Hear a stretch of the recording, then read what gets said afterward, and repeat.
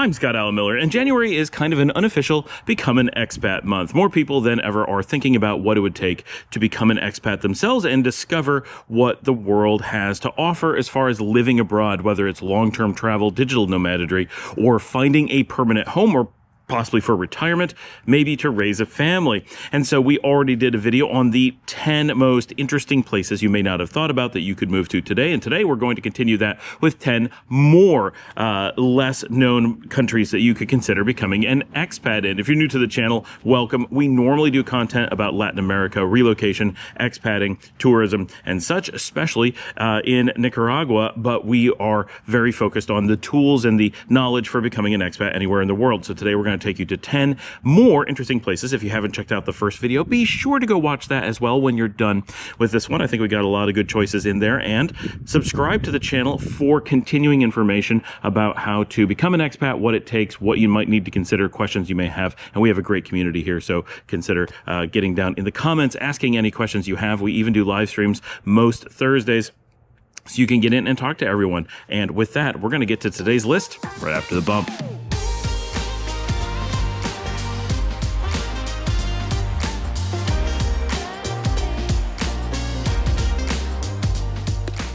At number 10 on our list, we're starting with the landlocked South American country of Bolivia. Now, regular viewers of my channel know that we did a bit of Bolivia filming in 2023, and we have some good content from a couple cities there, from Santa Cruz, from Cochabamba, from La Paz. Bolivia is a beautiful country and one that very few people think about for becoming an expat. Now, unlike many on the list and many in our last list, Bolivia is a little bit more difficult for most of my audience to consider becoming an expat in. There's a few more hoops to jump through. There's a visa on arrival necessary that is slightly expensive, about $160 for those arriving that want to visit the country, but it is a relatively safe, very inexpensive, relatively unknown country with a lot to offer. Some of its highlights as a tourist, of course, include its unbelievably famous salt flats that are outrageously beautiful.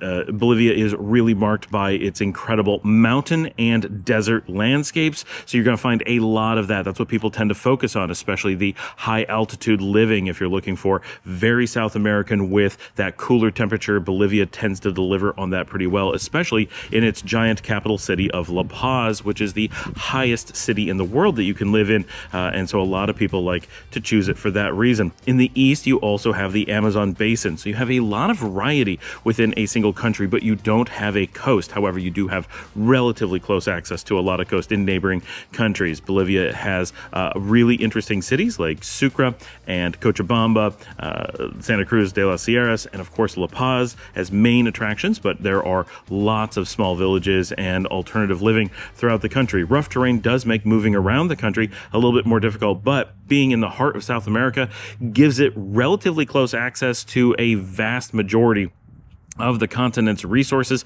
And so if you're looking for a place from which it is not too far to travel to a lot of really interesting places, Bolivia could meet those requirements pretty easily. I spent some time in Bolivia and I worked there extensively, and I really do love Bolivia. It is high on my recommendation list for anyone to go try out, whether it's just a vacation or to seriously think about long-term living.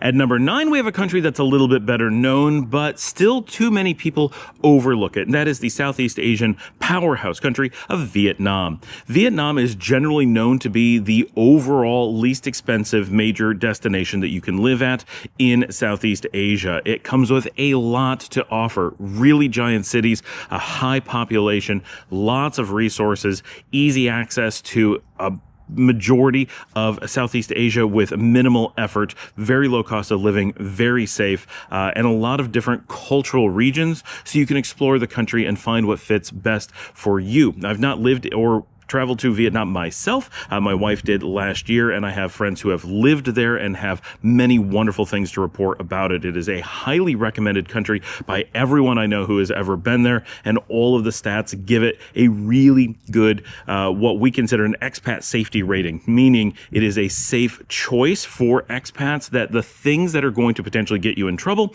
legal problems and safety problems and cost of living problems where you may get caught unaware and have some disaster disaster befall you, Vietnam is one of those countries that's very safe in all those ways, so that you can feel very sure trying it out and taking a chance on it. And if it doesn't fit right for you, it's going to be a cultural fit. It's going to be a resource fit, and it'll be easy to move on somewhere else, unlike some countries where you may go and find that you're suddenly spending way more money than you expected, or you're in dangerous situations that you were not prepared for. Those kinds of things you don't have to worry about in certain countries. So we consider them safe expat test countries, and Vietnam is a great one in Southeast Asia. And it has deep history, lots of culture, wonderful culinary experiences. It's a very good choice for people who are looking for something slightly out of the mainstream, but not entirely so, where you still have those big airports and good connections, and is well known and does have a lot of expats and infrastructure for that. So Vietnam, high on the recommendation list, and one that people should seriously consider.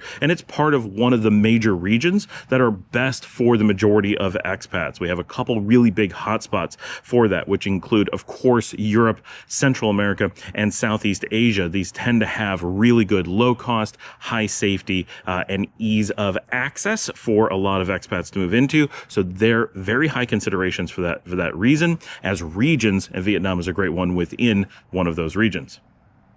Beyond the logistics, Vietnam is full of natural beauty with lots of coastline and a lot of mountains and farmland and beautiful cities. And so there's a lot to explore, a lot to do. And if you're looking for a place that you don't need to leave the country, Vietnam is a relatively large country with a large population. So you're able to go out and spend a lot of time doing many different activities and discovering a lot of the country without having to go on to other countries and cross borders and such. So because of that and how welcoming it is, Vietnam makes for a pretty good choice for a lot of people across the spectrum, whether you're looking at digital nomad or you're looking at a place where you can retire and really feel that you can spend your time without having to worry about additional infrastructure or additional logistics to fulfill your needs. At number 8 is our first country in Africa, and the first time that we are using a country on the Mediterranean coast of Africa, Algeria. Algeria is probably the least known of all the potential relocation options in North Africa and probably all of the Mediterranean. It also has some of the largest Mediterranean coast. It has really deep Roman history. If you're looking for someplace with that deep architecture and ruins and remnants of the old Roman Empire, Algeria is one of the best places in the entire world for finding that. And so it's not a look and feel that very many people, even Europeans, are generally prepared for. But Algeria does have very easy flight access to Europe and much of Africa, of course. It also has ferry access to some of the best parts of Europe, such as Spain. And so depending on how you want to get there, Algeria can be very accessible, even if you want to drive in from neighboring Morocco or Tunisia. But the overall experience in Algeria is considered one of the best. It's one of the lowest costs of living in all of Africa. It is one of the safest countries in Africa, and it has so much staggeringly beautiful Mediterranean coast. It's such a gem that people simply overlook and ignore, often because it's not well known. People don't talk about it. It is very difficult to get into. So unlike many on the list, this is not a country you can just cop a plane and show up at and think you're going to just be able to get in. You're going to need to talk to their embassy. You're going to need to arrange a visa. You're going to need to jump through some hoops. You may have a wait time before you're able to go. And not everyone's going to be able to get in. But for those who are able to get in, Algeria offers a very unique, very special experience that great for tourists, obviously, but a lot of expat potential there as well, especially with that really low cost of living and very high safety levels. Plus, it's easy access to Europe. That's a really good package that a lot of people will be excited about. Europe is something that a lot of people want, but find it often cost prohibitive, especially those really nice Mediterranean areas. But being in Algeria can give you some of the best of the Mediterranean with close access to many of the other parts of Europe, and you're still able to have your home base be low cost of living and very, very safer than much of Europe. So it's a really nice overall option for a lot of people if you're willing to put in that little bit extra bit of effort to go there, and you're willing to be outside of the infrastructure and logistics that are generally associated with expating. You won't have a lot of other expats to rely on. You aren't going to have a lot of people to turn to for information other than locals. So you're going to have to do a lot more of that footwork and research yourself. But I think that for expats who are looking for a little bit more feeling of adventure, and this is an interesting mix that you get this feeling of being very adventurous while getting the things that the very non-adventurous expats have a tendency to look for, that safety, cost of living, and easy access to traditional European locations. So Algeria seriously should be on way more people's radar, and something that I think you should seriously take a look at. At number 7 on the list, this one is not exactly out of the way and should be on absolutely everyone's radar who's considering becoming an expat, and that is the southern cone South American country of Argentina. Now, Argentina, like I said, lots of people are aware of it. This is a powerhouse economic country. This is a big population. Everyone's aware of it. Everyone knows a lot about Argentina. Why is it on a out-of-the-way kind of alternative destination list? And that is easy. In recent years, Argentina has gone through a lot of economic collapse and is going through a very difficult recovery phase. And because of this, a lot of the logistics of moving to Argentina has gotten a bit either scarier or more difficult, more complex. And so a lot of people have currently put it on the back burner and aren't considering it who may have considered it previously. But I think this is a mistake. Argentina remains outrageously safe. It's incredible culture and, of course, weather and scenery and different regions and variety and wine and big cities. All those things remain exactly the same. The complexities that come with financial problems really, for the most part, are isolated away from potential expats. These are not things you're going to struggle with day to day. And it's also important to note that in 2023, 2024, those things were really bad and were noticeable even for tourists, that you had to put in some extra effort to deal with those things. But by 2025, mostly those things have been corrected. And while there's still an economic struggle in the country, they have a long way to go to economic recovery. The problems, the currency issues that impacted tourists and expats are broadly fixed at this point. So the reasons that people were mostly avoiding it are no longer there. So it's a great time to get in while the prices are still down. We're at record lows for apartment rentals, for purchasing property, for buying food. Everything. Cost of living is super low in a country that traditionally was relatively high. So for a lot of the 20th century, Argentina was financially out of reach or a stretch for a lot of potential expats who generally are looking for a lower cost of living when they move abroad. Argentina didn't necessarily offer that, but right now Argentina is offering an incredible cost of living combined with all of its other wonderful things. Of course, it has some negatives, one being that it is so far away from so many other things. It's difficult to live in Argentina and feel connected to a lot of the rest of the world unless you're willing to get on long flights. Of course, it's very well connected with Uruguay, but even Brazil, it starts to become a bit more distant.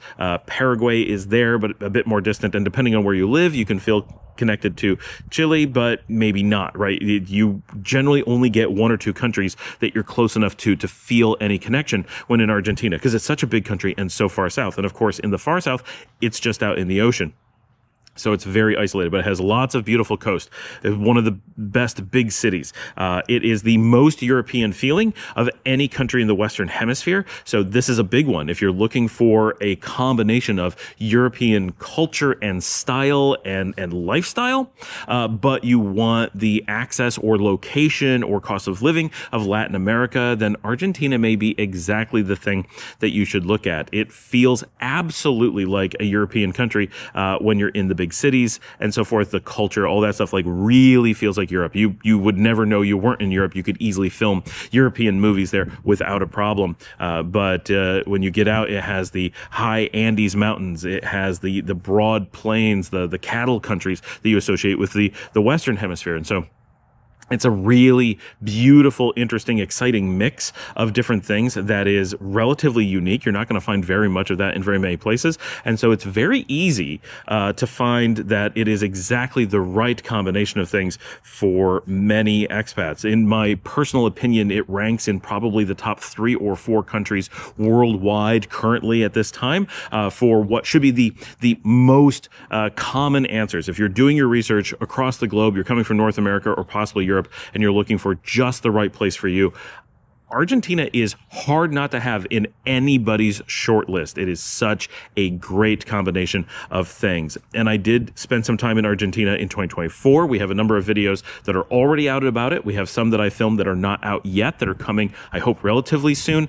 And we're hoping to possibly be filming a bit more extensively in Argentina later this year. So look for more content here on the channel about it. I love Argentina. It is an amazing destination. And certainly one that you should be at least looking into a lot more than you probably have. At number 6, we're coming back to Southeast Asia with the landlocked country of Laos. Landlocked is a theme on today's list. We also had Bolivia. There are not too many really good destination countries that are landlocked, so these are kind of unique. Laos is known for being situated around a long river that runs north-south throughout the country. It is in the middle of Southeast Asia, so it's bordered by Vietnam on the east, Cambodia in the south, Thailand in the west, so it's right in the center of a lot of really great locations, and so this is kind of a hub for Southeast Asian travel, digital nomad, and expats, but it is by far the least known of the countries in the region, and it's also pretty sparsely populated, so you get a bit of a different experience in Laos. It's more of the rural countryside living that is just enough to kind of create its own identity. For regular viewers of my show, you know that I live in Nicaragua, which kind of fits a similar role in Central America, much more rural, smaller, large cities than all of its surrounding countries, and its traditional role was as a hinterland within the region. Laos is very similar. But you get a lot of the same benefits you get across Southeast Asia. Very welcoming, very easy to live there, low cost of living, high safety, and easy access to a lot of neighboring countries. So if you're looking for a place where you're going to do less flying and you're going to do more busing or driving or trains, then you have a hub that is so you could easily live so close to many different countries and cultures and borders that you could really use it as a interesting place to jump off and explore the region. Laos is a bit less known than the others, in some cases far less known, for example, than Thailand or Vietnam. And so if you're looking for a little bit more of that more adventurous expat life, if you're looking to be off the beaten path quite a bit more and have fewer expats around and have more opportunity to really sink into the local culture and become a part of a place and become a member of society, which of course you can do absolutely anywhere, but some countries are so much more struggling to do that simply because of the number of expats, because of being a less welcoming culture or whatever. It's can be a much bigger challenge some places, and some places just the natural situation lends itself to being much easier to have that cultural integration at a societal level where you really feel like you can become part of a place. And I think that Laos offers a bit of that in a way that many other countries do not because they don't want to, but because they just don't have the opportunity to have that low expat level in the middle of a region where expats could fit in so well. So I think Laos is a really good option. And of course, all of Southeast Asia tends to be this really strong region for people looking. It's just one of the whole combination of safety and low cost of living, with a lot of good culinary options, which can be difficult in some regions that are otherwise really good, really come together in Southeast Asia. So there's a reason why so many people look at it. All of Southeast Asia, of course, for North Americans and Europeans, struggles because of the time zone and the distance for getting there from people's original countries. And of course, Southeast Asia is really struggling right now with Europeans because of flight paths having to pass through war zones. There are no good paths for airplanes coming from Europe going to Southeast Asia right now. So some of the best options are to go all the way around the world the other way, to go really out of the way, to take trains or whatever. So it's that is a struggle for the region today. North Americans are generally not impacted by that because they fly over the Pacific, but it's something to be aware that Southeast Asia may be a bit more difficult currently if you're a European, and for the next few years it seems, and if you're North American, that may present a bit of a better opportunity, that there's going to be fewer expats moving from other regions because of those challenges. But all the time zone and all the flight distances are really the biggest barriers for Southeast Asia. So if those are things that don't impact you, it can easily bump Southeast Asia way up on your list. At number 5, we're in Africa in the Great Lakes region. with Rwanda. Now, Rwanda got a bad reputation for a lot of my audience because of political events that happened there about 30 years ago, and these things remain very forward in our consciousness. And it's easy when you have big events that happen, like when you're in high school or college or when you're a kid, to associate these things with a country and really struggle to distance the idea of the country from those events. But decades really do change countries, and that is a dangerous way to think about countries. You will easily end up in currently war-torn countries because you imagine them to be very safe, or avoid very safe countries because you imagine them to be dangerous. And Rwanda is one of these situations. Rwanda is one of the safer countries in sub-Saharan Africa and has a lot of growth and interesting things happening. For expats, Rwanda really offers a low cost of living, as does most of sub-Saharan Africa. That is pretty much an assumed, with very few exceptions, mostly on the southwestern coast. And with that combination of safety and a mountainous region, you get cooler weather. You have some moderate-sized cities. You have beautiful farmland, and Rwanda is situated in the middle of a lot of other countries because it's a very small country on its own. It has easy access to a lot of great locations. It's easy to get to Ethiopia. It's easy to get to Kenya. It's easy to get to Uganda. It's easy to get to all of the Great Lakes regions, and of course, north travel on the Nile. However, going through South Sudan at this point is not generally recommended. So that connection into the more traditional Northeast African locations is not valuable necessarily today, but in the future it probably is going to be something that goes through the natural ebbs and flows of global politics, and those regions will probably become safe at some point in the future, making Rwanda very interesting in that way as well, as it does have the Nile. But it's in that southern group in the African Great Lakes region, which is an excellent region to be looking at. It is kind of Africa's answer to Southeast Asia, or to North America's Central America, or to the Western Hemisphere Central America region, with a lot of relatively small countries, all really close together, sharing close borders with a lot of common, easy access borders and such. So it's an entire region that's very easy to explore. But within that region, Rwanda is currently, and has been for a number of years, generally considered by those who really do relocation research to be that top destination in the region for people who are looking for that a bit more polished, low cost of living, high safety experience. The capital of Kigali is modern and has easy airport access to much of the region, so it's easy to travel from there. It's got a lot of infrastructure. You can get a lot of quite modern living while being in that low-cost, high-safety region of Africa. It's really kind of a gem in the region, and well worth investigating for a lot of people, especially those who are looking for adventure travel, where you want to go to a lot of other countries, or for those who are looking to retire and want a single place where they can really settle in. It probably is a very good option. And of course, great to go there and explore several of the neighboring countries and get a feel for how the culture will change slightly from country to country, and find just the right blend for you within the region. But I think for the majority of my audience who's looking for a place to go to today, Rwanda is at very least the best choice in the region as a jumping off point. If you're going to go and put in some time and use that time to explore the region, Rwanda would be where I would recommend starting that journey. It falls into that safe expat location category within the Great Lakes region, and so really, really good choice. You're also going to find on the south, we're going to mention this real quick, Malawi is going to be very similar, very off the beaten path, very unknown, and a really good option for those who are looking for something that you would never imagine is available in East Africa. At number 4, we're back in Southeast Europe in the Balkans with Bosnia-Herzegovina.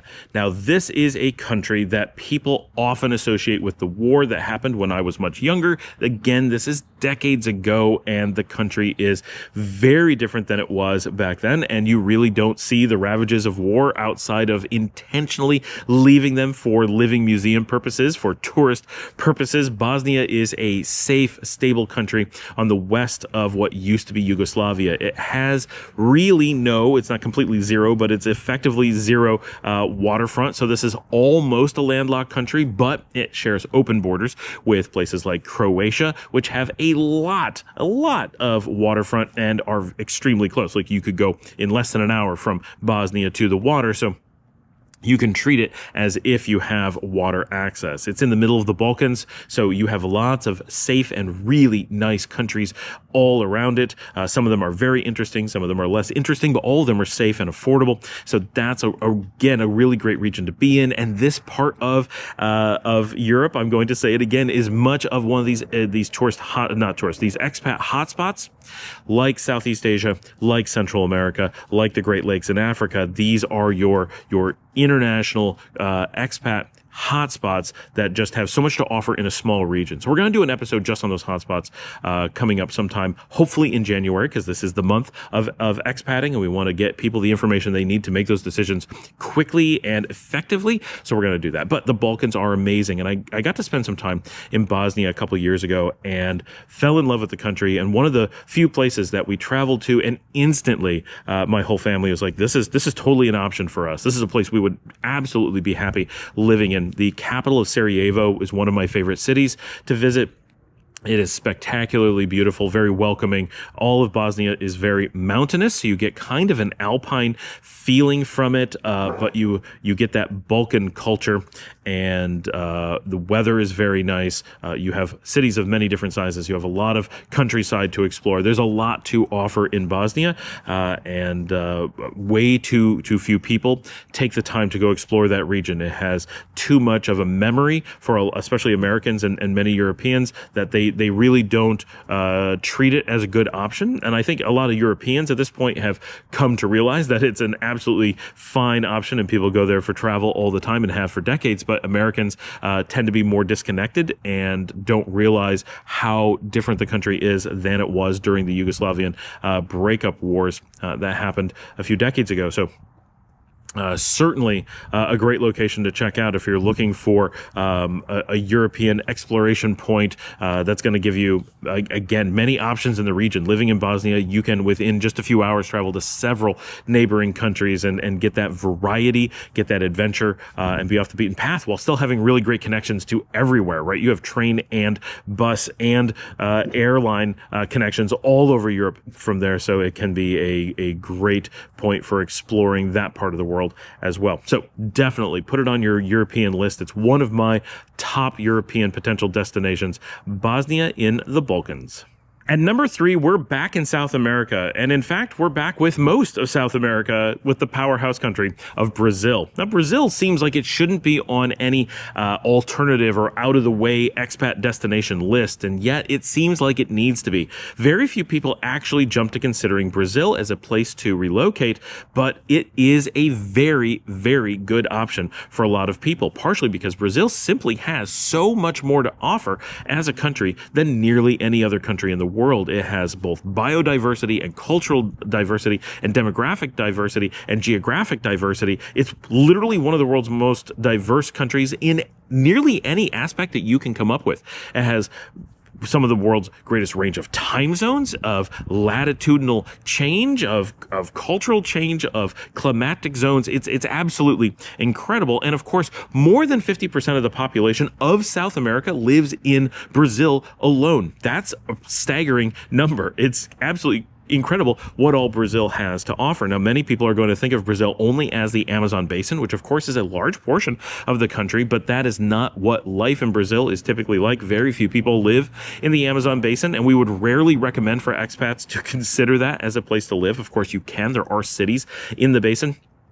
You can have that Amazon jungle style existence if that's something you really are looking for, but that is generally not what people are going to want to have when going to Brazil. They're going to be looking much more likely in the southeast. And of course, there is the capital of Sao Paulo, one of the largest cities in the world. If you want that incredible metropolitan experience, very, very urbane, with a lot of both South American and European influences. There's also, of course, and many people will picture this, Rio de Janeiro, which is also one of the largest cities in South America. Nothing compared to Sao Paulo, but a monstrous city on its own, with beautiful beaches, great Atlantic access. Brazil is the country for Atlantic waterfront.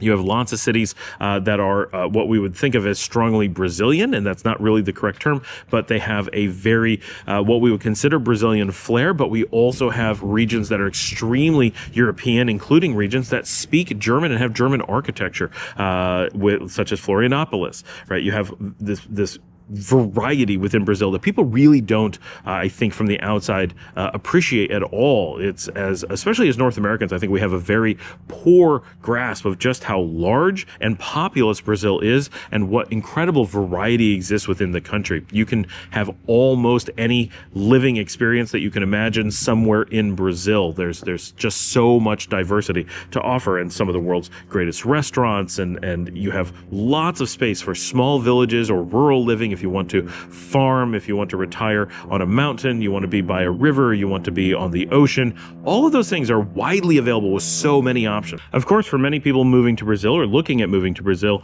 one of the things that they find is a challenge is that Brazil does not speak Spanish like the rest of Latin America, but it speaks Portuguese. And so not very many people speak Portuguese. There is not the access to language resources or just the broad exposure that we generally get with Spanish. And so when people are looking at Brazil, this is something that can be a bit scary. And of course, that if you don't speak Portuguese, it is more difficult than Spanish. There aren't the resources. There's not the opportunity to be exposed to it the same way that you do with Spanish. So that's real. But the reality is, if you do speak Spanish, Portuguese is relatively accessible. If you spend time working in Duolingo or whatever with Portuguese, you'll find that you'll pick it up pretty quickly, and making the adjustment is not that hard. Once you're living in a country like Brazil, you're going to be exposed to it, and it won't be the challenge that it seems like it would be. Unlike most of the countries that we're going to be looking at on the list and on other lists, Brazil is just so large, it's hard to pin it down and to describe it in any one way. You really want to be looking at individual regions within Brazil. They're going to act more like most countries than Brazil itself does. In many ways, it's going to be like the European Union or the United States, where its individual states have so much population and culture within themselves, and in many cases are so large that they kind of stand alone as independent entities, and you're going to find that's where you really find something that matches what you're looking for, rather than Brazil as a whole. If you look at Brazil as a whole, you could easily get a very misleading picture, which is exactly what happens to so many people. They think of Brazil through single or just a handful of images and cultural memes, and Brazil is just so much more than can be described in that way. Now, for many people today, Brazil is a bit more difficult to go and tour, to do some discovery about becoming an expat. You have to work on getting a visa now. It is not open like much of Latin America is for most Europeans and North Americans. You can go to nearly all of Latin America visa-free automatically. You don't have to think about anything, and we tend to get that in our minds. Of course, we mentioned Bolivia. You have to have a visa on arrival. Brazil's even more difficult than that, so be aware that you do need to do your research and make sure you have your paperwork in place in order to visit Brazil. But if this is a place that might meet your needs, if you're looking at South America, Brazil has an awful lot to offer. Certainly consider it. At number 2, famously straddling the European and Asian worlds, is Turkey. Turkey's place in the world is an amazing one, with access to the Mediterranean, with lots and lots of seafront on there, and the Black Sea with a lot of seafront there, with the Bosphorus and rivers and mountains and connections into the Caucasus regions, connections into the Middle East, and direct connections into the Balkans, connecting to places like Greece and Bulgaria. Turkey is really at the hub of so many things. And of course, Istanbul, classically being considered one of the global capital cities, is a metropolitan hub for much of the world. Turkey is a giant country with a high population. It is very much European in some ways and very much Turkish and Asian in others. You get such a blending of cultures in a very safe, very welcoming country that is working on EU ascension, which we don't know if that's going to happen anytime soon. And certainly its potential membership in the Schengen zone is not even really on the table. But Turkey is a very vibrant country that is popular with expats who explore it, but not very high on the list of countries that expats are going to go look at. It simply seems too inaccessible, but in reality, Turkey is relatively inexpensive, relatively safe, very welcoming, very easy for most North Americans and Europeans to enter. And so it really has a lot of potential. It should be considered. It has one of the largest cities in the world. It has a lot of smaller cities. It has a lot of really amazing waterfront. It has beautiful rural regions. Its capital is in the middle of the country and not near any of those other regions. It can be a great launching point for going into a lot of different regions, and its airport access out of Istanbul is second to none in the world. That is, if you're looking for access to a great airport, no one is going to be better than Turkey. So there's a lot to be said for living in the region, and weather-wise, it is very mild, which is a big deal. My own experiences in Turkey is I ended up first coming into it in a blizzard, which I was not expecting, and so it's much colder than I imagined. I think a lot of people think of Turkey as a very hot country, and of course it does get pretty warm, but it also gets snow even in Istanbul. So a lot of things to consider, but there's just so much to offer in Turkey, especially with Istanbul.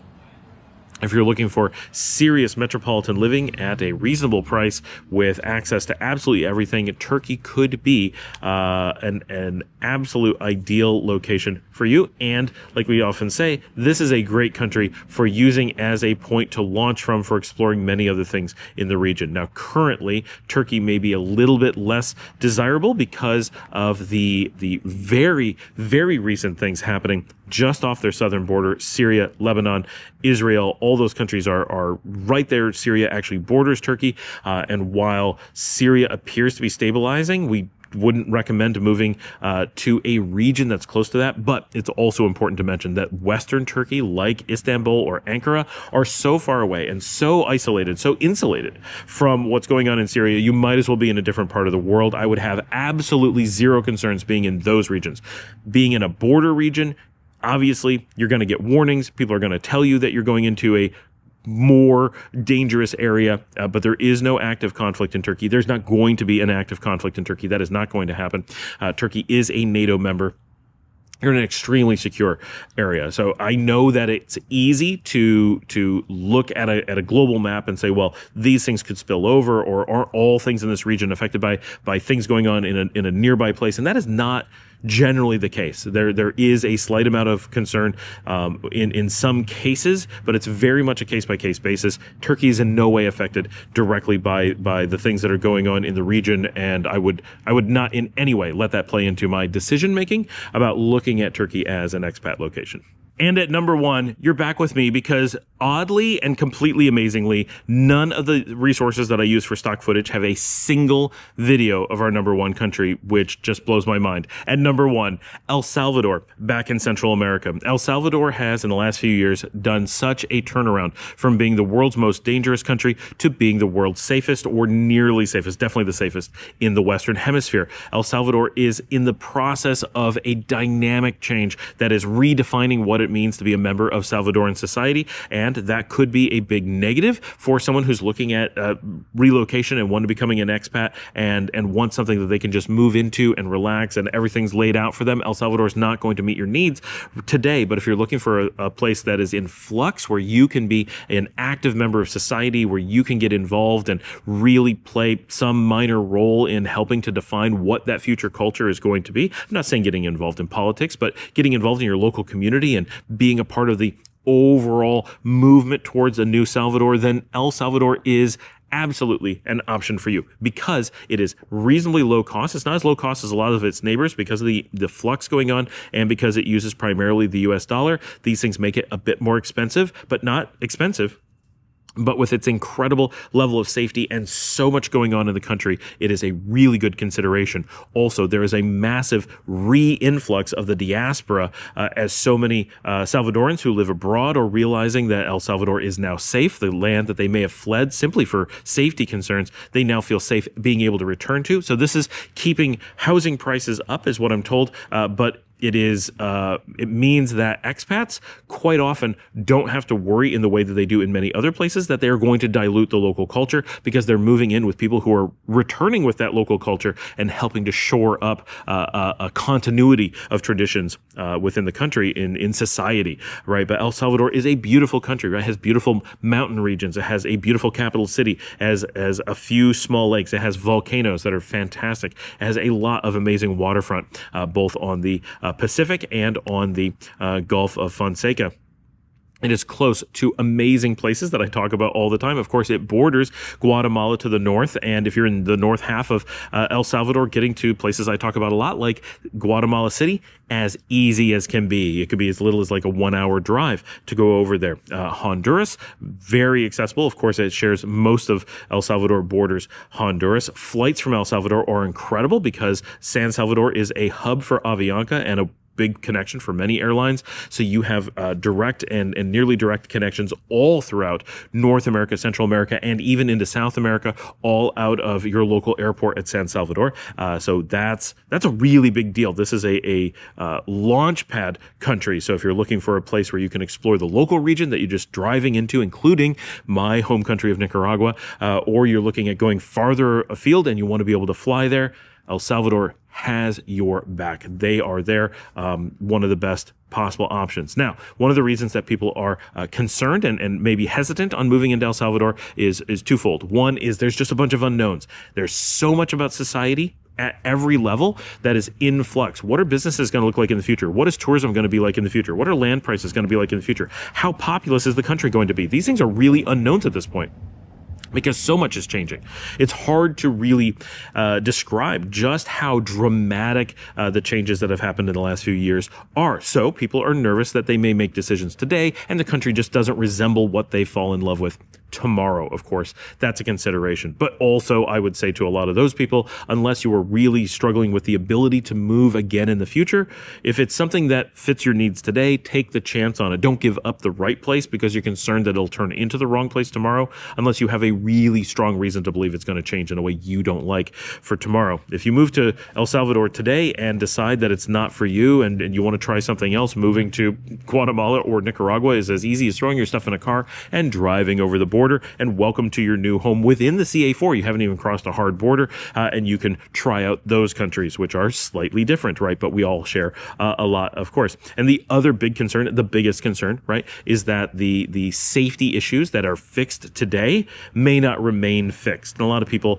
voice this concern, this what if something falls apart and the danger returns. And to some degree, I understand why that presents a concern, but overall, I think it's an unfounded one. There's no precedence for something like that happening. We have no reason to believe that is even possible to occur. And again, like I just said with the last thing, if that was to happen, it can't happen overnight. It's not like, 60,000 hardened criminals are going to be back out on the street in a single day and have control of the country, and it's going to be exactly as it was before. You would always have the option to realize, oh, something is happening. I don't want to be here. Let's throw everything we have in a car and leave, whether temporarily to wait it out and see what's going to happen. Just drive down to Nicaragua and wait it out. We're cheap. We're safe. Like, you have options. And then if things don't go back, go back. And if they do somehow go wrong, just stay somewhere else. I don't feel that for most people, 99% of expats, potential expats, that El Salvador needs to be avoided for these reasons. Even if these concerns are real, which I'm not sure that they are,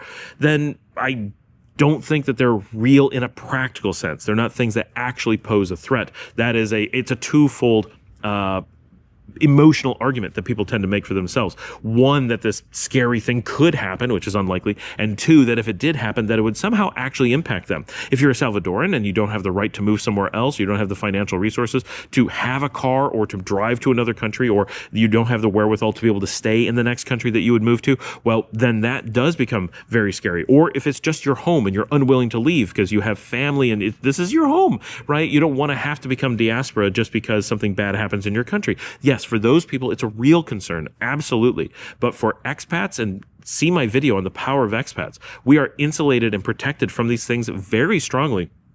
And I think in El Salvador, just the being an expat protection is so great that it essentially eliminates any real concern that you would have in the country. So if you're looking at northern Latin America in any way, and you are looking for a place that's getting some interest today, but not necessarily on everyone's radar yet, or people are thinking about it but are very concerned about it, El Salvador is definitely a super welcoming place, very safe and reasonably low cost that you can go to today. And if nothing else, use it as a launch launch pad to explore that amazing region of Central America. So thank you so much for joining me. We have lots of videos that help with every aspect of becoming an expat, of moving abroad. We don't sell anything. Everything is free on the channel. There's no additional resources that you can pay for. We would love if you paid us money, but there's nothing to get for that, right? Like, that's purely donations. We don't believe in selling. We believe this information is important, that people need to have it, and that you shouldn't have to worry about expats running scams or giving you misinformation to try to sell you more things or leading you to bad decisions because they need to make money off of you. We want to provide information about being an expat, because I'm an expat myself. I have been for 10 years now. I'm a full immigrant in Nicaragua. I live there permanently.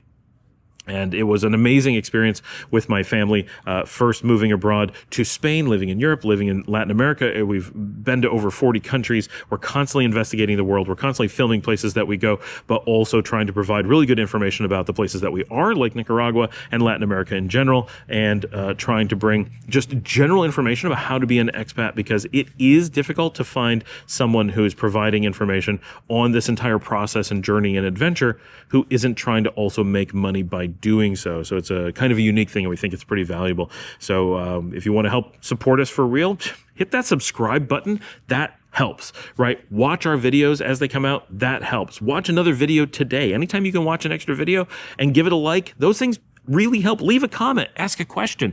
Those things help. Those are real ways to support the channel, ways that really make a difference. And of course, if you have nothing to say, say hello. Say you enjoyed the video. Introduce yourself. Tell us what you're looking to do. Ask questions. We try to do a live stream every week. You can join on there and talk to me and other members of the community live. We do have, for those who are so inclined, we do have a button or a link you can go to at buymeacoffee.com/Scott Allen Miller, and you can buy me a coffee as a tip for the work that we do here. It's like Patreon, comes directly to me, help pays for the camera and all the things that we use here. And we do have a membership. It doesn't get you anything. It just helps you feel good for being a member of the channel. You get like a little badge on channel discussions and stuff to show off that you're a member. We really appreciate everyone who does that, because it makes such a difference in paying for all the gear. Trust me, I pay for this out of pocket otherwise, and it hurts. So I really, really appreciate all you guys. We're looking forward to an exciting 2025. We have lots of videos coming up on Argentina, on Nicaragua, on more places to consider moving to, on the hotspot locations around the world, why they're hubs that are so good.